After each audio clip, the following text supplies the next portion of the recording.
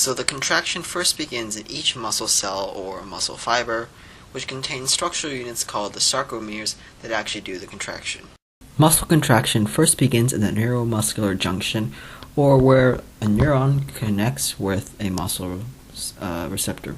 So this process first starts when action potential travels along the neuron and causes the vesicles full of neurotransmitters to fuse and release it into the synapse, and the neurotransmitters then connect with the receptors, causing a second action potential to travel down the T-tubules and affect the sarcoplasmic reticulum, releasing calcium ions into the muscle cells.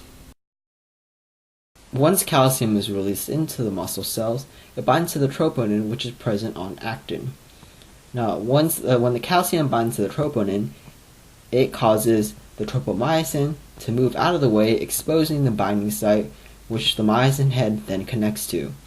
Then the myosin head begins its movement, releasing ADP in the process, as well as a phosphate group.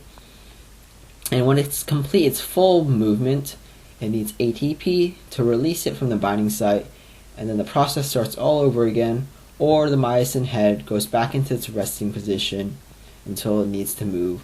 Now we move on to the concept of rigor mortis. In other words, why dead bodies look really stiff. Normally, there's ATP in the muscle cells to release the myosin head from the binding site so it can relax.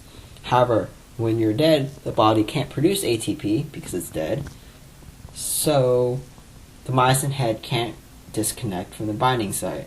It remains there, which means that the entire muscle remains contracted and can't relax. This gives a dead body a very stiff-like appearance.